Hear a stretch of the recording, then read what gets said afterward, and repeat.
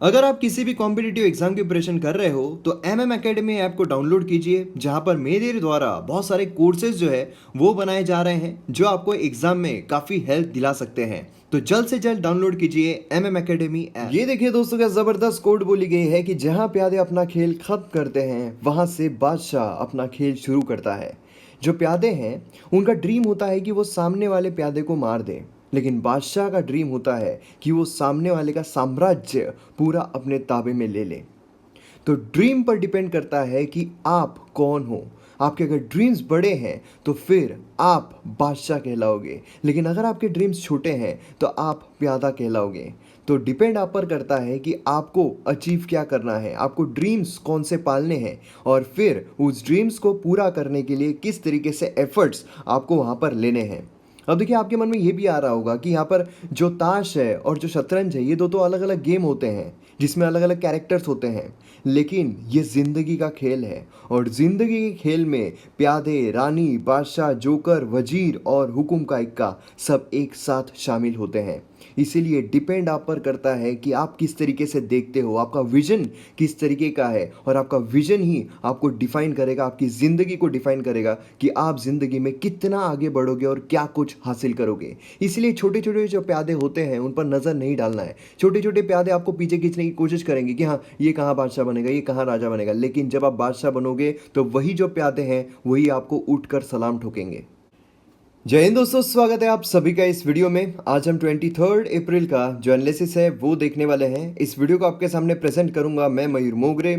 सबसे पहले map based exercise देखते हैं। तो यहाँ पर ये जो स्टेट है, ये स्टेट कौन सा है ये आपको बताना है। तो आपको करना क्या है, वीडियो को पॉज करना है, इस स्टेट के रिगार्डिंग जो भी इन्फॉर्मेशन आपके पास अवेलेबल होगी वो इन्फॉर्मेशन लिखना है और फिर वीडियो को रिज्यूम करना है। अब यहाँ पर आप देख सकते हो कि एक कोड जो है वो लॉन्च किया गया है अनअकैडमी प्लेटफॉर्म पर, जो है कंबाइंड एग्ज़ाम के लिए, जो एमपीएससी की कंबाइंड एग्ज़ाम होती है उसके लिए कोर्स लॉन्च किया गया है। और इस कोर्स में आपको सभी इंपॉर्टेंट चीज़ें देखने को मिलेगी। टोटल 50 दिन का ये कोर्स रहने वाला है। कंबाइंड एग्ज़ाम मतलब पीएसआई, एसटीआई, एएसओ के लिए। अब इसमें आपको अलग अलग जो चीज़ें हैं वो देखने को मिलेगी। अब यहाँ पर अगर आपको कोड ज्वाइन करना है तो रेफरल कोड आपको इस्तेमाल करना पड़ेगा MMBean, क्योंकि यहाँ पर लाइव सेशंस होने वाले हैं। लाइव सेशन में मैं भी यहाँ पर एक सेशन ले रहा हूँ करंट अफेयर्स का, जहाँ पर सारे करंट अफेयर्स जो है, जो एग्ज़ाम पर्सपेक्टिव से रिलेवेंट है, इंपॉर्टेंट है, वो सब यहाँ पर कवर किए जाएंगे। तो यहाँ पर आपको एक बार सब्सक्रिप्शन लेना है, अनलिमिटेड एक्सेस मिलेगा, MCQs, previous year questions, PDF सब आपको मिलेंगे। इंटरेक्टिव लेसन्स आपको देखने को मिलेंगे, जहाँ पर आप टीचर्स के साथ इंटरेक्ट कर सकते हो, डाउट्स आपके क्लियर हो सकते हैं। यहाँ पर आप देख सकते हो जनरल साइंस जो है उसका भी यहाँ पर आपको एक बैच नज़र आएगा। जनरल साइंस में भी आपके बहुत सारे क्वेश्चंस निकलते हैं, तो ये भी आपका क्लियर कट लिया जाएगा। उसी के साथ साथ यहाँ पर जो CSAT का पेपर है वो भी लिया जाएगा। तो CSAT का पेपर जो है, मतलब CSAT का जो क्वेश्चंस होते हैं वो भी काफ़ी इंपॉर्टेंट होते हैं, काफ़ी ज़्यादा आते हैं, तो वो भी यहाँ पर कवर किए जाएंगे। मतलब ये काफ़ी हाई स्कोरिंग बैच है जिसमें आपको बहुत अच्छे मार्क्स जो है वो मिल सकते हैं कंबाइंड एग्ज़ाम में। तो अगर आपको क्लियर करना है तो जल्द से जल्द यहाँ पर सब्सक्रिप्शन जो है वो लीजिए और इस बैच को ज्वाइन कीजिए। उसके लिए आपको कोड इस्तेमाल करना है, रेफरल कोड MMBean। तो जल्द से जल्द MMBean ये कोड का इस्तेमाल करके आप सब्सक्रिप्शन लीजिए और वीडियोज़ को एंजॉय कीजिए। तो आइए यहाँ पर एक्सप्लेन सेक्शन पर नज़र डालते हैं। तो जब हम एक्सप्लेन सेक्शन देखते हैं तो उसमें यहाँ पर जो माइग्रेशन है केरला से, उस पर किस तरीके का असर पड़ने वाला है, उसका क्या फ्यूचर रहने वाला है, उसके बारे में आर्टिकल बात कर रहा है। तो मतलब बेसिकली केरला की जो जंग है वो किस तरीके से रहेगी उसके बारे में आर्टिकल बात कर रहा है, तो इस पर हम नज़र डालेंगे। ये वाला आर्टिकल अगर हम देखते हैं तो MP लाइट स्कीम जो है उसके बारे में बात कर रहा है। अब देखिए, हमने ये कवर किया हुआ है, लेकिन फिर भी यहाँ पर हम फिर से फास्ट में देखने की कोशिश करेंगे, क्योंकि काफ़ी कुछ एक्स्ट्रा इन्फॉर्मेशन जो है इस आर्टिकल के थ्रू हमें यहाँ पर देखने को मिलने वाली है। वही अगर हम ये वाले आर्टिकल पर नज़र डालते हैं तो देखिए, कोरोना वायरस का साइंटिफिक पर्सपेक्टिव मैंने बहुत ही कॉम्प्रिहेंसिव तरीके से कवर किया हुआ है। मतलब बहुत सारे लोगों की इसमें PhD भी हो गई होगी, तो इसीलिए ये वाला आर्टिकल जो है हम नहीं देखने वाले हैं। अगर हम एडिटोरियल पेज आइडियाज पेज की बात करते हैं तो ये दोनों ही आर्टिकल हम कंबाइंड तौर पर कवर करेंगे, क्योंकि इसमें ह्यूमैनिटेरियन इमरजेंसी जो है उसके बारे में बात की गई है और उसी के साथ साथ दोनों ही आर्टिकल जो है वो सोल्यूशन ओरिएंटेड है, जो कि यहाँ पर इंडियन एक्सप्रेस की खासियत है, सोल्यूशन ओरिएंटेड है। और इसीलिए यहाँ पर दोनों आर्टिकल्स को हम मर्ज करके जो एक हेल्दी जो इन्फॉर्मेशन है उसे यहाँ पर इकट्ठा करने की कोशिश करेंगे। उसी के साथ साथ ये वाला जो है सेफ्टी ऑफ हीलर्स, अब यहाँ पर जो हेल्थ केयर वर्कर्स है उनकी यहाँ पर सेफ्टी के लिए जो बिल लाया गया है, तो यहाँ पर क्या खामियां हैं, क्या और किया जा सकता है, उस पर भी ये वाला आर्टिकल बात कर रहा है। तो कॉम्प्रिहेंसिव तरीके से इस आर्टिकल पर भी हम नज़र डालेंगे। बाकी जो आर्टिकल्स है वो हमने ऑलरेडी कवर किए हुए हैं। अब यहाँ पर सबसे पहले कोरोना वायरस केसेस के बारे में देख लेते हैं। तो लगभग यहाँ पर 30 लाख के आसपास जो केसेस है वो हमें देखने को मिल रहे हैं, 3 मिलियन के आसपास केसेस देखने को मिल रहे हैं। वही अगर हम डेथ देखते हैं तो ये 2 लाख के ऊपर चले गए हैं।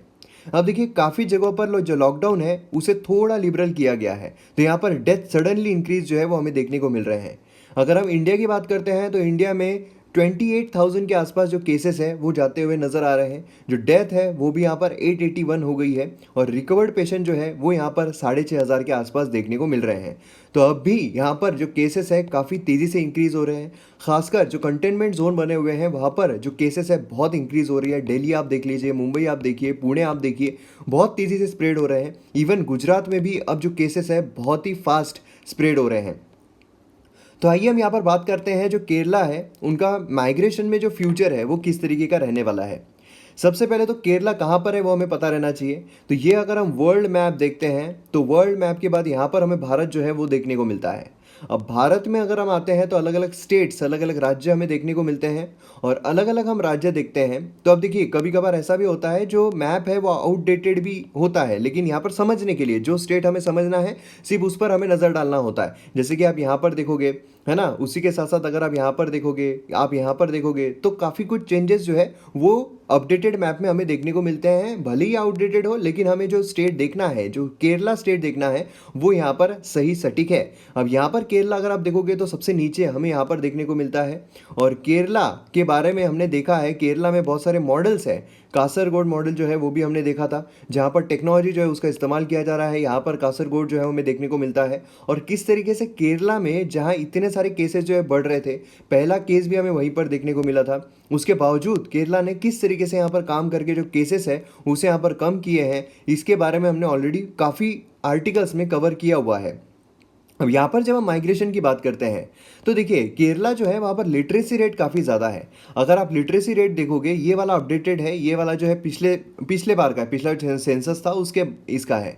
अब यहाँ पर अगर हम लिटरेसी रेट देखते हैं तो 94% से भी ज़्यादा है। अब तो इससे भी ज़्यादा हमें देखने को मिलती है, 94% से भी ज़्यादा है। मेल लिटरेसी अगर हम देखते हैं तो 96.11% देखने को मिलती है। फीमेल लिटरेसी जो है वो भी इससे ज़्यादा ही है। और उसी के साथ टोटल लिटरेट्स अगर आप देखोगे तो कितने ज़्यादा है, मतलब अगर पूरे इंडिया के पर्सपेक्टिव में देखा जाए तो मोस्ट लिटरेट स्टेट हम केरला को बोल सकते हैं। इतने ज़्यादा लिटरेट लोग हमें वहाँ पर देखने को मिलते हैं। अब जब यहाँ पर लिटरेसी रेट इतनी ज़्यादा है तो बट ऑब्वियस है कि जो स्किल्ड वर्कर्स है वो भी काफ़ी ज़्यादा होंगे। जो स्किल्ड जिनके पास ज़्यादा है वो भी काफ़ी ज़्यादा लोग यहाँ पर रहेंगे। और इसीलिए यहाँ पर क्या होता है कि ज़्यादा डिमांड जो है केरलाइट लोगों की हमें देखने को मिलती है, भले वो इंडिया में हो या फिर आउट ऑफ कंट्री में भी हो। और मोस्ट ऑफ द केरलाइट जो है वो हमें जो गल्फ कंट्रीज़ है उसमें काम करते हुए देखने को मिलते हैं। मतलब सबसे ज़्यादा हमें जो यूएई है उसमें बहुत सारे जो केरलाइट है वो हमें काम करते हुए दिखते हैं। अब अगर हम माइग्रेशन की बात करते हैं, इंटरनेशनल और इंटरनल दोनों अगर हम माइग्रेशन देखते हैं तो यहाँ पर आप देखोगे केरला जो है वो काफ़ी डायनेमिक फैक्टर यहाँ पर रहा है केरला का। डाटा अवेलेबल अगर हम देखते हैं ओल्ड ट्रेवनकोर कोचीन रीजन का तो सजेस्ट करता है कि यहाँ पर नेट इन्फ्लो जो है पर्सन का 1941 तक देखने को मिलता था। मतलब यहाँ पर लोग जो है वो आते थे, लेकिन फिर उसके बाद ऐसा हुआ कि यहाँ पर लिटरेसी रेट जो है सडनली काफ़ी ज़्यादा बढ़ने लग गई। और उसी के साथ साथ यहाँ पर क्या होता है, जो स्किल है वो भी लोगों के पास काफ़ी ज़्यादा हो जाती है, जिसकी वजह से अब यहाँ पर एक्सपोर्ट जो है वो जो ब्रेन है उसका हमें देखने को मिलता है। अब यहाँ पर अगर आप देखोगे जो गल्फ इकोनॉमीज है वो यहाँ पर ओपन होती है फॉरेन वर्कफोर्स के लिए 1970s के बाद से, क्योंकि जो ऑयल प्राइसेस है उसमें काफ़ी ज़्यादा उछाल हमें देखने को मिलता है और इसी के साथ उनका जो इकोनॉमी है वो भी काफ़ी ज़्यादा ग्रो होती है।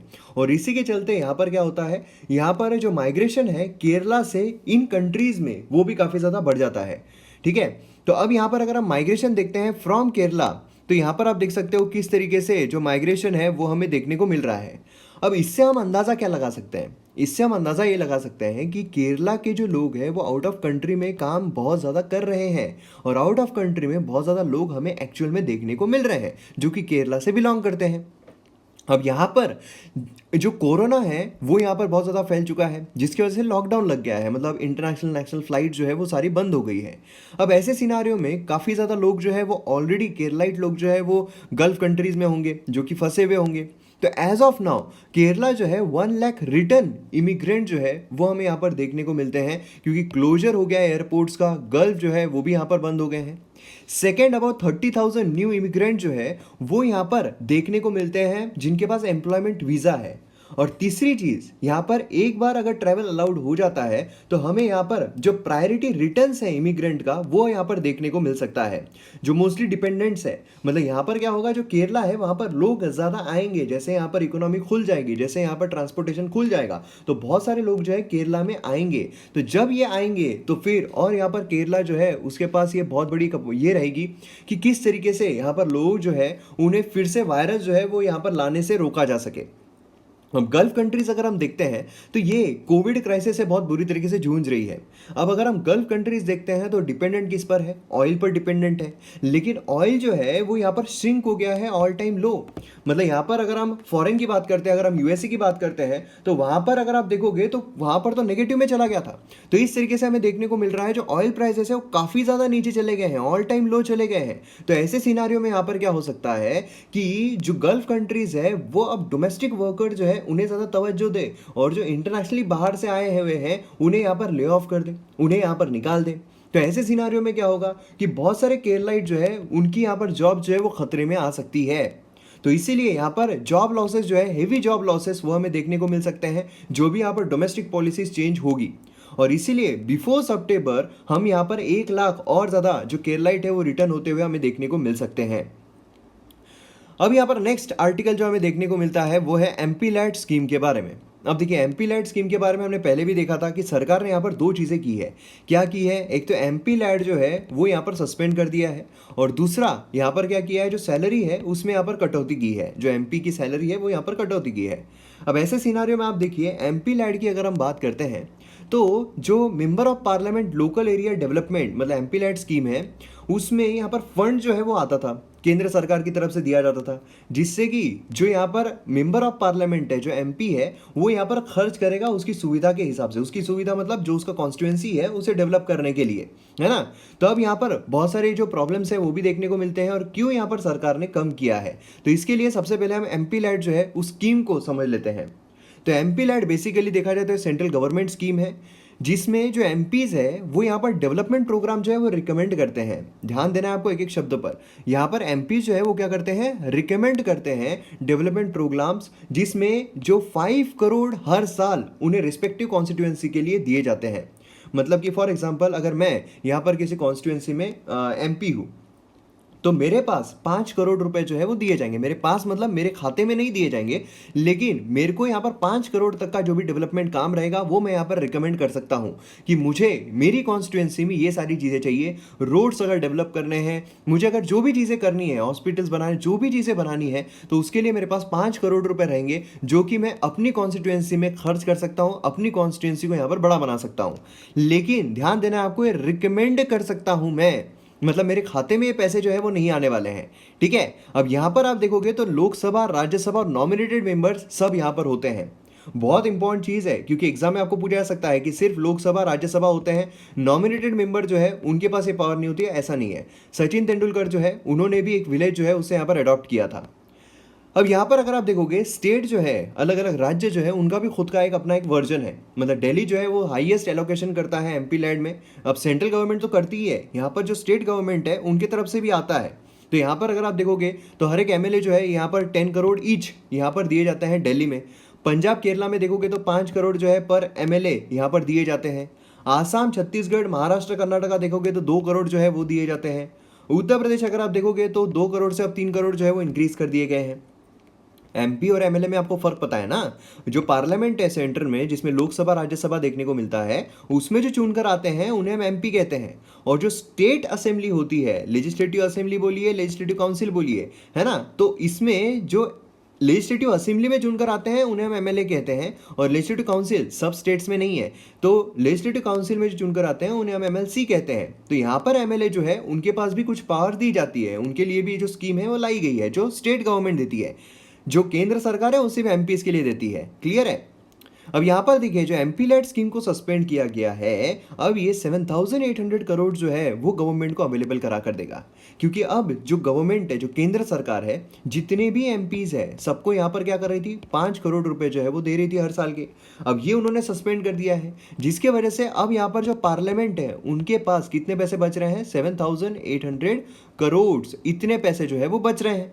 अब यहाँ पर अगर हम कंपेयर करते हैं, जो सरकार ने जो प्रधानमंत्री गरीब कल्याण योजना यहाँ पर घोषणा की थी, उसमें उन्होंने 1.7 लाख करोड़ का पैकेज लाया था, रिलीफ पैकेज। अब उसके मुकाबले अगर ये कीमत हम देखें तो ये सिर्फ 4.5% है। तो अब सोचिए कि ये जो पैकेज है ये भी कम पड़ रहा था, ये जो पैकेज था 1.70 लाख करोड़ का, ये भी कम पड़ रहा था। तो अब आप सोचिए कि यहाँ पर सिर्फ 4.5%, जो 7,800 करोड़ ये सरकार ने जो बचाई है, इससे वो क्या ही कर लेगी। तो इससे बेटर होता कि अगर वो एमपीज जो है उन्हें यहाँ पर पैसा दे देती, और फिर उसके बाद जो एमपीज है वो अपनी कॉन्स्टिट्यूएंसी में जिस तरीके की ज़रूरत है, भले वो पीपीई हो या किसी भी चीज़ की अगर ज़रूरत हो, तो उसके लिए वो खर्च कर सकते थे। ऐसा क्रिटिसिज्म जो है वो यहाँ पर सरकार का किया जा रहा है। अब यहाँ पर देखिए स्कीम काम किस तरीके से करती है। तो एमपीज और एमएलए जो है वो उनको खुद को पैसे यहाँ पर नहीं मिलते हैं। जैसा कि मैंने आपको कहा था कि अगर मैं एमपी हूँ या एमएलए हूँ तो मेरे अकाउंट में पैसे नहीं आएंगे। लेकिन यहाँ पर क्या होता है, गवर्नमेंट जो है डायरेक्टली ट्रांसफर करती है जो रिस्पेक्टिव लोकल अथॉरिटीज़ है उनको। अब फॉर एग्जाम्पल मैंने यहाँ पर रोड के लिए बोला, तो जो रिस्पेक्टिव अथॉरिटी रहेगी वो उनके अकाउंट में, मतलब उनके खाते में सीधा यहाँ पर जो पैसा है वो जमा हो जाएगा। अब यहाँ पर लेजिस्लेटर, मतलब यहाँ पर क्या है, एमपी और एमएलए क्या है, बेसिकली लेजिस्लेटर है ना। हमारे यहाँ पर दो स्कीम्स है, एक है लेजिस्लेशन, एक है एग्जीक्यूटिव और एक है जुडिशियरी। अब यहाँ पर तीनों इंडिपेंडेंटली लेकिन इंटीग्रेटेड तौर पर काम करते हैं। जो लेजिस्लेचर है, एग्जीक्यूटिव है, तो इंटीग्रेटेड तौर पर ही काम करते हैं। लेजिस्लेचर का काम क्या है, लॉज लेकर आना, और एग्जीक्यूटिव का काम क्या है, उसे इंप्लीमेंट करना। अब यहाँ पर प्रॉब्लम क्या हो रहा है, प्रॉब्लम ये हो रहा है कि जो लेजिस्लेटर है वो यहाँ पर क्या करेगा, वो यहाँ पर बताएगा कि हमें किस तरीके से क्या करना है, इंप्लीमेंटेशन ये करना है, वो करना है। मतलब बेसिकली देखा जाए तो एग्जीक्यूटिव का भी थोड़ा बहुत काम कर रहा है। अब यहाँ पर पैसा जो है वो सीधा एग्जीक्यूटिव के पास आएगा, एग्जीक्यूटिव के पास आएगा, लेजिस्लेचर के पास पैसा नहीं आने वाला है। ये सिर्फ रिकमेंड करने वाला है कि यहाँ यहाँ हमें जो एसेट्स है, जैसे कि रोड हो गया, स्कूल बिल्डिंग हो गई, इन सब के लिए यहाँ पर हमें काम करना है। और जो नॉन ड्यूरेबल एसेट्स होते हैं, फॉर एग्जांपल जैसे अभी जो पीपीई है उसके लिए भी पैसे दिए जा रहे थे, तो ये भी जो नॉन ड्यूरेबल एसेट्स हैं उनमें कुछ लिमिटेड सर्कमस्टांसेस होते हैं। ऐसा नहीं कि आप कोई भी चीज़ यहाँ पर कर सकते हो। Prime minister PV Narasimha Rao जो है उन्होंने इस स्कीम को अनाउंस किया था दिसंबर 23, 1993 लोकसभा में। तो किन ने अनाउंस किया था, कौन से कार्यकाल में आया था, ये भी आपको पता रहना बहुत ज़रूरी है। अब यहाँ पर अगर आप क्रिटिसिज्म देखोगे तो दो ब्रॉड ग्राउंड्स पर हमें क्रिटिसिज्म जो है वो देखने को मिलते हैं। पहला तो ये है कि ये इनकंसिस्टेंट है स्पिरिट ऑफ कॉन्स्टिट्यूशन के, क्योंकि यहाँ पर लेजिस्लेचर जो है वो यहाँ पर एग्जीक्यूटिव फंक्शनिंग में जा रहा है। जैसे कि मैंने आपको कहा था कि लेजिस्लेचर का काम क्या होता है कि वो यहाँ पर लॉज बनाए, और एग्जीक्यूटिव का काम क्या होता है कि वो यहाँ पर इम्प्लीमेंट करे।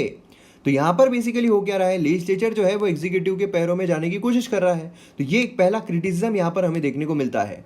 दूसरा है करप्शन का, जो करप्शन है वो बहुत ज़्यादा हो रहा है। तो करप्शन यहाँ पर ना हो, ये यहाँ पर देखा जा नहीं जा सकता है, यहाँ पर इतना ज़्यादा मॉनिटरिंग नहीं की जा सकती है, और इसीलिए यहाँ पर बोल दिया जाता है इम्प्लीमेंटेशन जो है वो नहीं होता है। मतलब फॉर एग्जांपल मैं यहाँ पर एमपी हूँ, मैंने बोल दिया कि यहाँ पर रोड जो है बनाने के लिए मुझे इतने इतने पैसे हैं, तो पैसे जो है वो तो आ जाएंगे बराबर एग्जीक्यूटिव के पास, वो बराबर जो पैसा है वो करप्शन हो जाएगा कि मेरा इतना हिस्सा रहेगा, मेरा इतना हिस्सा रहेगा। क्योंकि बिना लेजिस्लेचर के एग्जीक्यूटिव के अकाउंट में पैसे नहीं आएंगे, और एग्जीक्यूटिव जो है उसके अकाउंट में पैसे नहीं आएंगे, तो एमपी जो है वो भी कुछ नहीं कर पाएगा। दोनों का यहाँ पर म्यूचुअल बेनिफिट हो रहा है। तो करप्शन जो है बहुत ज़्यादा होता है, और वो जो पैसा आया है अब यहाँ पर बोला जाएगा कि मुझे यहाँ पर फॉर से 1 करोड़ रुपए चाहिए जो रोड है उसके कंस्ट्रक्शन के लिए। रोड तो कुछ बना नहीं, लेकिन पैसा आ गया और पैसा बढ़ भी गया, है ना। तो इस तरह की चीज़ें जो है वो हमें देखने को मिलती है। अब यहाँ पर हम सेफ्टी ऑफ हीलर्स के बारे में बात करते हैं। अब देखिए ये वाला जो आर्टिकल है बेसिकली इसमें हम बात करने वाले हैं कि किस तरीके से यहाँ पर हमें बियॉन्ड जाना पड़ेगा। जो हेल्थ केयर प्रोफेशनल्स हैं उनकी जो प्रोटेक्शन की बात यहाँ पर की गई है, तो उसके बियॉन्ड यहाँ पर हमें जाना पड़ेगा। तो ये हमारे जीएस पेपर 3 के लिए काफ़ी इंपॉर्टेंट है। अब देखिए यहाँ पर क्या हुआ है कि पहले से ही लेकिन जो पेंडेमिक आया है उसके बाद से बहुत ज़्यादा यहाँ पर जो हेल्थ केयर वर्कर्स है उनमें प्रॉब्लम्स हो रहे हैं। प्रॉब्लम्स किस तरीके से हो रहे हैं? प्रॉब्लम्स ऐसे हो रहे हैं कि जो हेल्थ केयर वर्कर्स हैं उन पर अटैक्स बहुत ज़्यादा किया जा रहा है। अब जो लोग हैं उन्हें डर लग रहा है कि ये जो डॉक्टर्स है ये हमारे एरिया में आकर कोरोना वायरस यहाँ ना स्प्रेड कर दे, और इसकी वजह से हमने काफ़ी सारे वीडियोस देखे थे कि जो हेल्थ केयर वर्कर्स है उन पर बहुत ज़्यादा अटैक हमें देखने को मिल रहे हैं। तो ऐसे सिनारियों में यहाँ पर सरकार से अपील की जा रही थी कि आप यहाँ पर ये रोकने के लिए कोई ना कोई लॉ जो है वो लेकर आइए। अब यहाँ पर अगर आप देखोगे तो सरकार ने यहाँ पर लॉ लेकर आई है। लॉ क्या है? 7 साल की जेल, 5 लाख रुपए का फाइन। अब यहाँ पर अप टू है, ठीक है, अप टू मतलब यहाँ पर अगर किसी ने हेल्थ केयर वर्कर जो है उस पर अगर ये मतलब जो पेंडेमिक का काम कर रहे हैं, जो कोविड का काम कर रहे हैं, अगर उन पर कोई अटैक करता है तो 7 साल की जेल हो जाएगी अगर वो गिल्टी फाउंड होता है, और 5 लाख रुपए की फाइन जो है वो यहाँ पर दी जाएगी। तो ये जो एक्ट है इसका सभी लोगों ने वेलकम किया था। अब यहाँ पर ऑर्डिनेंस ये लेकर आए हैं, ऑर्डिनेंस ध्यान दीजिएगा, ऑर्डिनेंस यहाँ पर लाया गया है। अब यहाँ पर ऑर्डिनेंस में और एक्चुअल लॉ में क्या फ़र्क होता है? अब देखिए पार्लियामेंट में हमें दो हाउसेस देखने को मिलते हैं, लोकसभा और राज्यसभा। अब यहाँ पर बिल जो है, बिल बेसिकली इंट्रोड्यूस किया जाता है। अगर किसी भी लॉ लाना है तो पहले बिल इंट्रोड्यूस होगा ना हमारे पार्लियामेंट में। तो जब बिल इंट्रोड्यूस होता है, फॉर से अगर लोकसभा में इंट्रोड्यूस हुआ है, अब लोकसभा में जब इंट्रोड्यूस होगा उसके बाद ये जो बिल है लोकसभा में पास होगा।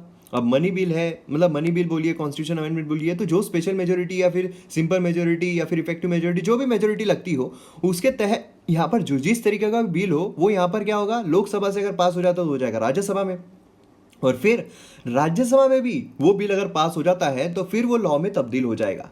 लेकिन सोचिए कि अगर इस तरह की पेंडेमिक सिचुएशन है और साथ ही साथ यहाँ पर पार्लियामेंट जो है वो सेशन में नहीं है लॉ लाने के लिए, तो ऐसे सिनारियो में अगर अर्जेंसी में लॉ लाना है तो फिर क्या किया जा सकता है?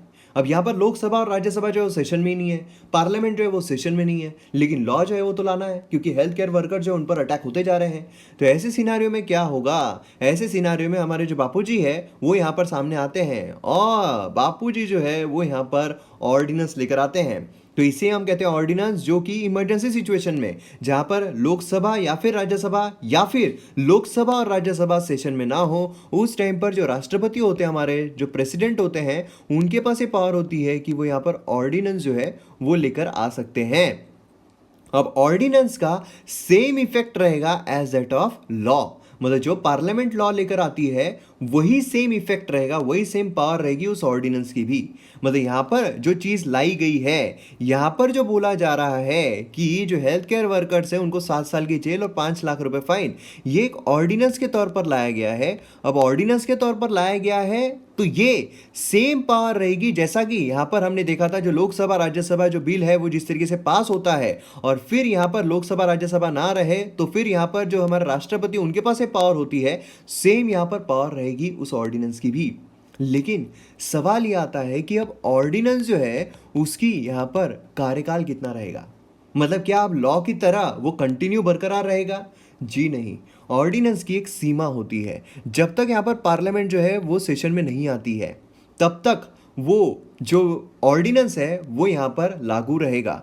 पार्लियामेंट एक बार सेशन में आ गई उसके बाद मैक्सिमम 6 हफ्तों तक वो ऑर्डिनेंस जो है वो लॉ रहेगा। मतलब फॉर एग्जांपल यहाँ पर क्या हो रहा है, फॉर से हम तारीख जो है वो समझने के लिए, सिंपल टर्म्स में समझने के लिए हम तारीख जो है उसमें फ्लक्चुएशन करते हैं कि 1 जैन को ऑर्डिनेंस लाया गया, ठीक है, 1 जैन को ऑर्डिनेंस लाया गया, और उसी के साथ साथ 1 जैन को ही ऑर्डिनेंस लाया गया और 1 जैन को ही यहाँ पर पार्लियामेंट जो है वो सेशन में आ गई, ठीक है। तो अब यहाँ पर ऑर्डिनेंस जो है क्या वो खारिज हो जाएगा? जी नहीं, यहाँ पर 6 हफ्तों तक, 6 वीक्स तक यहाँ पर ऑर्डिनेंस जो है वो रहेगा।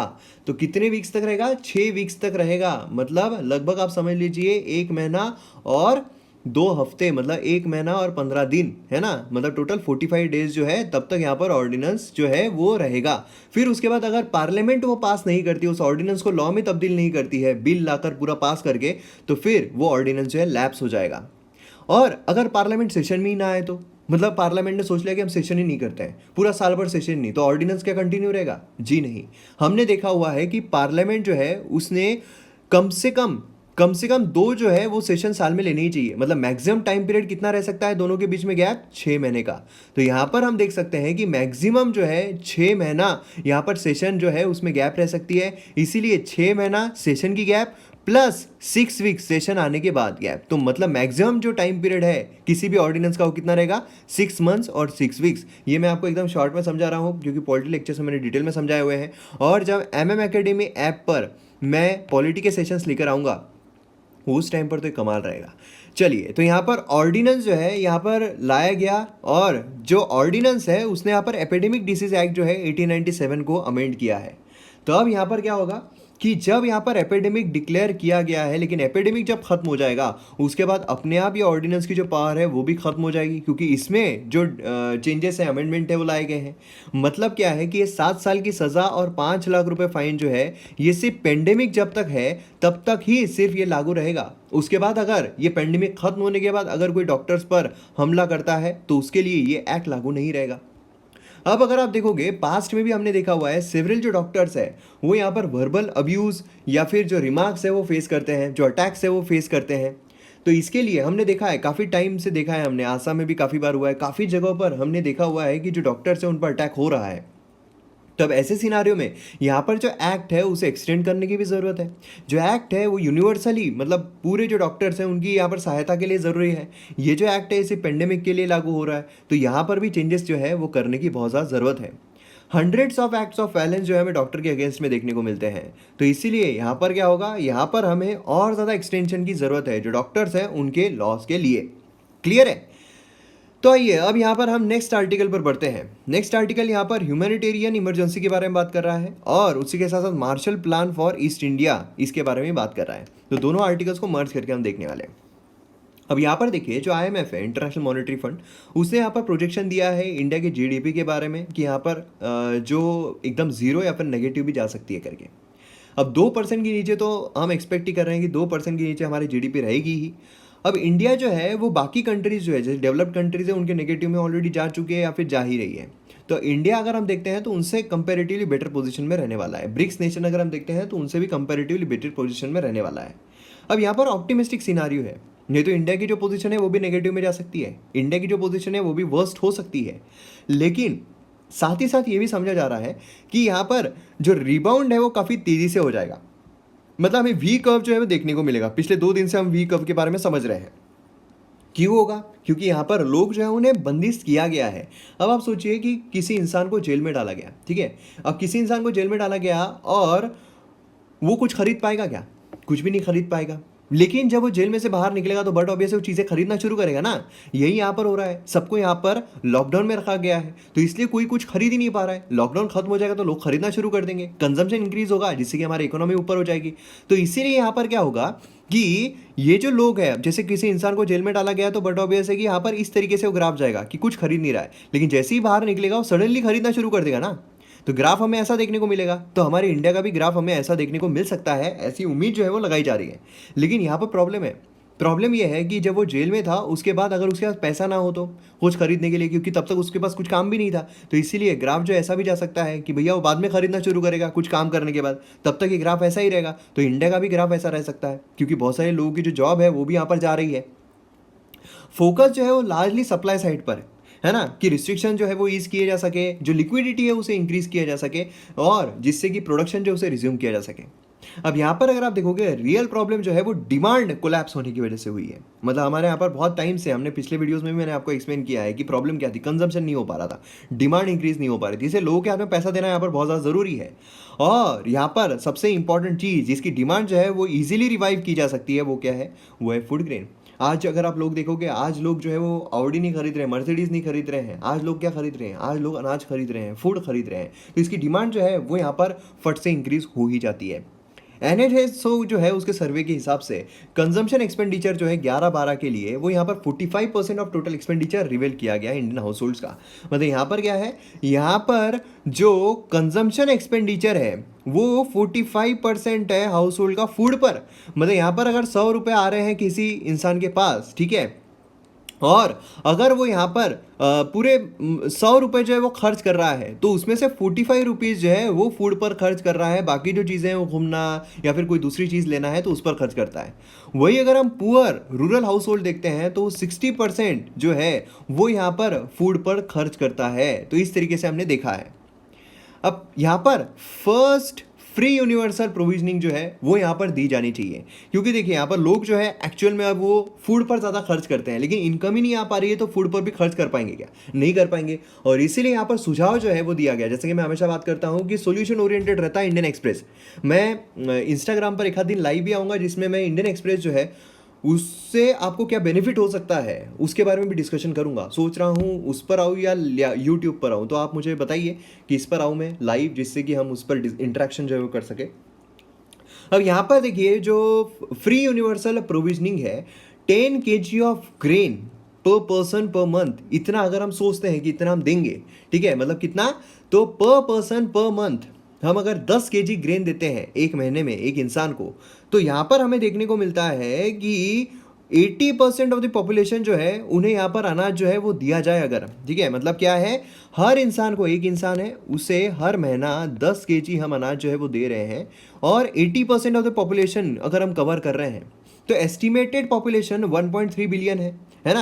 अब यहाँ पर अगर हम 6 महीनों के लिए भी इन्हें प्रोवाइड करते हैं, तो 62.4 मिलियन टन्स ऑफ ग्रेन जो है उतना रिक्वायर्ड रहेगा। क्योंकि अभी पेंडेमिक जो है वो ज़्यादा 3 महीने तक रहेगा, तो 6 महीने तक भी अगर हम इमेजिन करते हैं, तो यहाँ पर फ्री की बात हो रही है, फ्री फूड ग्रेन, ठीक है, तो यहाँ पर 62.4 मिलियन टन्स जो ग्रेन है उतना लगेगा। अब यहाँ पर ये मैक्सिमल एस्टिमेट है, इससे कम ही लगने वाला है। अब बात करते हैं हम एफसीआई की, फूड कॉर्पोरेशन ऑफ इंडिया, जो कि अनाज को स्टोर करता है। करंटली इसके पास 77 million tons of food grain जो है वो स्टॉक में पड़ा हुआ है। इतना स्टॉक में पड़ा हुआ है, आप सोचिए ज़रूरत कितनी है। अगर हम यहाँ पर फ्री में भी देते हैं, तो कितना पड़ा हुआ है, 62 पॉइंट, इतना ज़रूरत है और इतना एक्चुअल में पड़ा हुआ है एफसीआई के पास।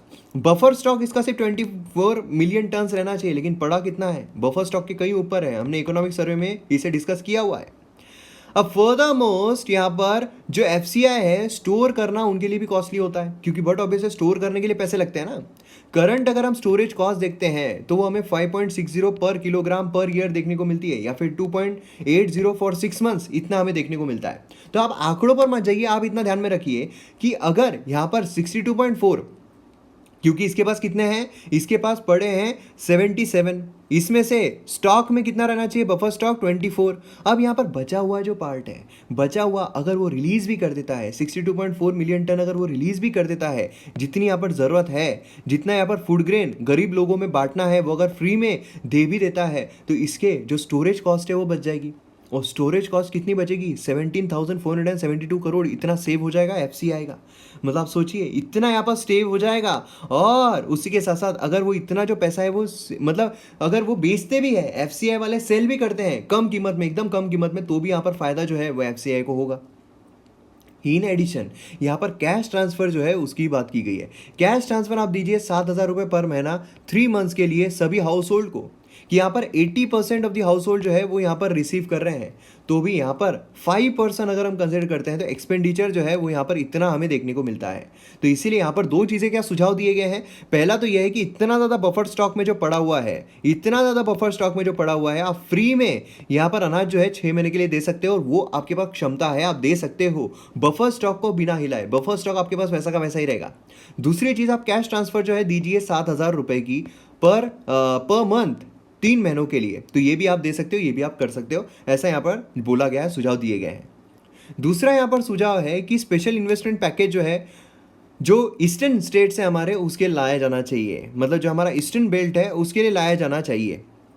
अब इसमें आप बेटर इंफ्रास्ट्रक्चर बनाइए, एग्री मार्केट्स बनाइए, गोडाउन बनाइए, रूरल हाउसिंग में खर्च कीजिए, प्राइमरी हेल्थ सेंटर्स, स्कूल्स, जिससे कि लोगों की जो स्किल्स है वो यहाँ पर एनहांस हो सके। ये सारी चीज़ें यहाँ पर करनी चाहिए। उसी के साथ साथ यहाँ पर इनकम जो है वो राइज की जानी चाहिए, जिससे कि ज़्यादा डिमांड जो है फूड में वो इंक्रीज़ हो, और जो मैन्युफैक्चर्ड प्रोडक्ट्स है उसमें भी डिमांड इंक्रीज़ हो। क्योंकि डिमांड इंक्रीज़ होगी, कंजम्पशन होगा, तो ही यहाँ पर जो चीज़ें हैं वो आगे बढ़ सकती है, हमारी इकोनॉमी आगे बढ़ सकती है। लास्ट लेक्चर मैंने आपको एनिमेशन के थ्रू समझाया हुआ है। अब यहाँ पर अगर आप देखोगे तो बेटर सप्लाई चेन अगर बिल्ड करना है, फूड डायरेक्टली फार्म टू फोक यहाँ पर लेकर आइए। जैसा कि हमने देखा हुआ है कि प्राइवेट सेक्टर को भी इन्वॉल्व कीजिए, प्राइवेट सेक्टर इन्वॉल्व होगा, जो स्टॉक लिमिट है वो हटा दीजिए, जिससे कि क्या होगा, एक्सपोर्ट जो है वो भी यहाँ पर एनहांस हो सकता है, एक्सपोर्ट जो है उसे भी हम यहाँ पर कॉम्पिटिटिव बना सकते हैं। तो ये सारे सुझाव जो है यहाँ पर दिए गए हैं। तो आइए अब यहाँ पर बात करते हैं हम हमारे मैप बेस्ड एक्सरसाइज की। तो तेलंगाना वो राज्य है जो मैंने आपसे मैप में पूछा था। तो अब यहाँ पर बड़े मैप में भी हम देख लेते हैं। तो ये हमारी खूबसूरत धरती, हम जूम करते हैं तो हमें भारत जो है वो देखने को मिलता है। अब यहाँ पर अगर आप आओगे तो ये वो राज्य है जो मैंने आपसे मैप में पूछा था, ये है वो तेलंगाना। और उसी के साथ साथ तेलंगाना तो है ही, और यहाँ पर कैपिटल जो है हैदराबाद, और आंध्र प्रदेश की भी वो कॉमन कैपिटल थी, है ना, मतलब क्योंकि आंध्र प्रदेश से ही वो अलग जो है वो हुआ था। तो इस तरीके से हमें यहाँ पर तेलंगाना जो है वो देखने को मिलता है। काफ़ी जो हेरिटेज साइट्स है वहाँ पर देखने को मिलते हैं, काफ़ी कुछ टेम्पल जो है वो हमें देखने को मिलते हैं। और मैं उम्मीद करता हूँ कि आपने जो भी इन्फॉर्मेशन आपके पास अवेलेबल होगी वो ज़रूर लिखी होगी। तो ये हमारे वीडियो का एंड। वीडियो अगर आपको पसंद आता है तो आप शेयर ज़रूर कीजिए। मिलते हैं अगले वीडियो में। जय हिंद।